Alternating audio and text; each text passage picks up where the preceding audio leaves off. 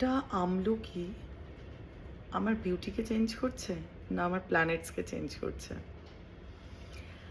ত্রিফলার সাথে কার্ডামাম যদি আমি মেশাই, মানে এলাইচি গুঁড়ো, সেটাতেও আমার ভিনাস ভালো হয়ে যাচ্ছে, তার সাথে নক্ষত্রও অ্যাক্টিভ হচ্ছে। একটু মনে হচ্ছে না যে আমি কি বলছি? হর হর মহাদেব, জয় মা ভগবতী। আপনাদের মধ্যে থাকা সকল দেবত্ব শক্তিকে আমার প্রণাম। কেমন আছেন আপনারা? আমি জানি আপনারা খুব ভালো আছেন। হ্যাঁ, আমি এরকম ধাক্কা খেয়েছিলাম, কেননা ছোট থেকে এটা জানতাম ভিনাস ভালো থাকলে, যখন থেকে একটু বুঝতে শিখেছি যে ভিনাস যদি ভালো থাকে দেখতে সুন্দর হয়ে যাব, প্রসপারিটি খুব ভালো হবে, আর পপুলারিটি তো হবেই হবে। এই প্ল্যানেটস আমাদের বিউটি, আমাদের প্রসপারিটি, আমাদের পপুলারিটি সমস্ত কিছুকে হোল্ড করে। তার জন্য আমরা কি করি আর কি করি না, কত টাকা খরচা করি, কত রেমেডি করি। আর ভিনাস মানেই হচ্ছে ডায়মন্ড।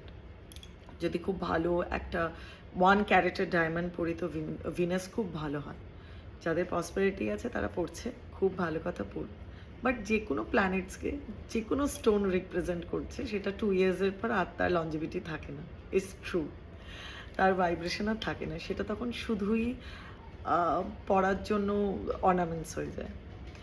তো সেখান থেকে দাঁড়িয়ে যারা এই মুহূর্তে হয়তো পারছেন না বা পরে কিনবেন ভাবছেন, আমি তাদের সবার জন্য আমি বলি যে অনেক সময় জানেন তো আমরা অনেক এক্সপেন্সিভ জিনিসের পিছনে দৌড়ই, কিন্তু কিছু এমন জিনিস আছে সেই ডায়মন্ডের থেকে 100 গুণ বেশি অ্যাক্টিভ, 100 গুণ বেশি কাজ করে, কিন্তু হয়তো একটু টাইম লাগবে, বাট সেটাকে কিন্তু 2 বছরের পর চেঞ্জ করার কোনো দরকার নেই।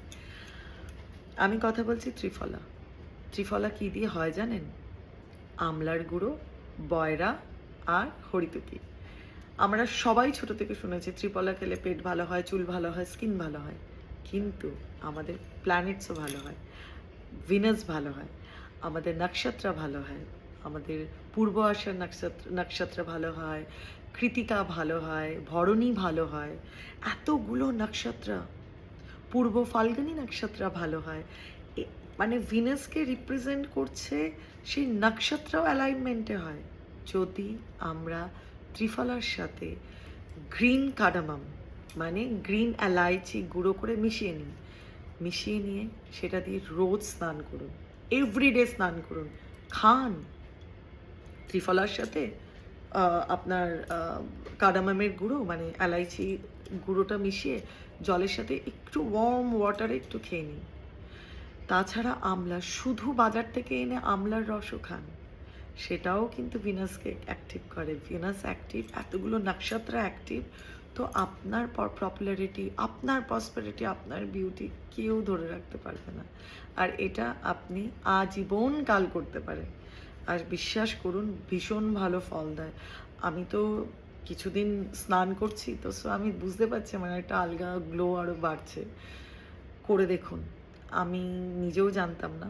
অফকোর্স আমি জেনেছি বটানিক্যাল গার্ডেন থেকে, তার একটা সেকশনই রয়েছে নবগ্রহ, নক্ষত্র আর আমাদের মাদার নেচারের জিনিস নিয়ে, কী করে মাদার নেচারের কিছু কিছু গাছ, কিছু কিছু ফুল, কিছু কিছু ফল আমাদের নক্ষত্রের সাথে ওতপ্রোতভাবে জড়িত, আমাদের প্ল্যানেটসের সাথে ওতপ্রোতভাবে জড়িত।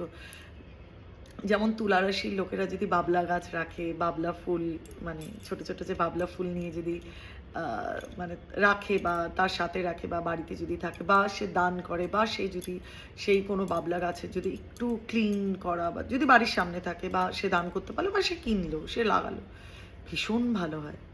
মাদার নেচার আর প্ল্যানেটস ওতপ্রোতভাবে জড়িত। আমরা ডায়মন্ড পড়ি, আমরা